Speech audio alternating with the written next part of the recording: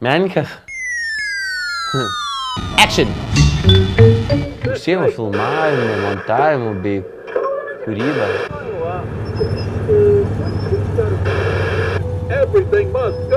Menininkas, aš manau, yra žmogus.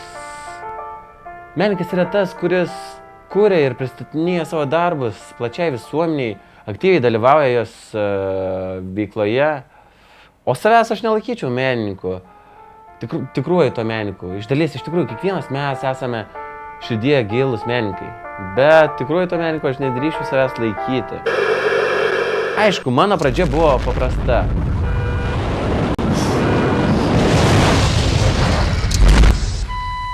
Tai buvo maži, trumpi darbai.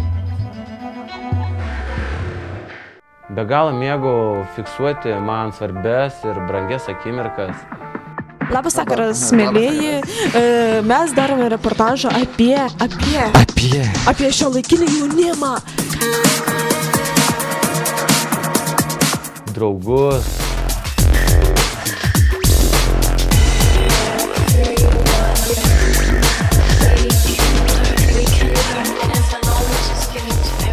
Mano akis vis labiau kliuvo ne už gaunamo produkto, o už jo gamybos proceso.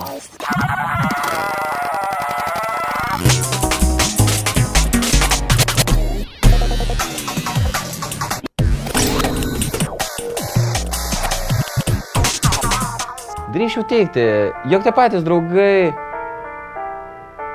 mane ir pastumėjo rimčiau imtis šios srities, vis kartodami, jog tai gali būti mano pragyvenimo šaltinis.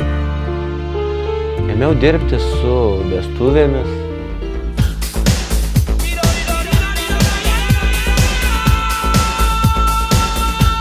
Išleistuvėmis.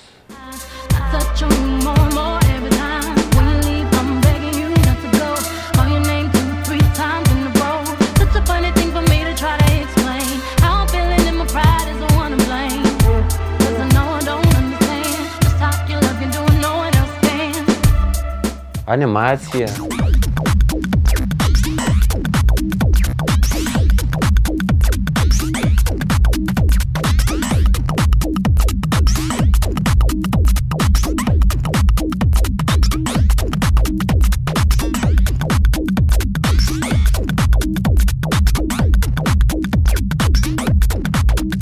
Tai buvo darbas nuo pradžių iki galo, atliktas mano vieno, be įsikišimo iš šalies.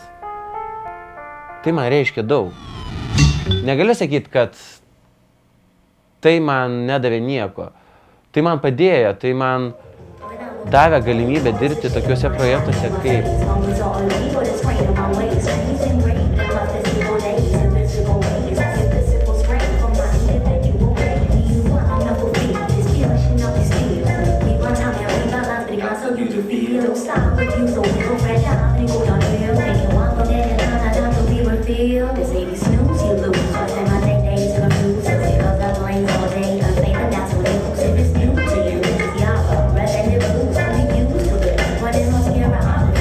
kūriau reklamas, vinjetės.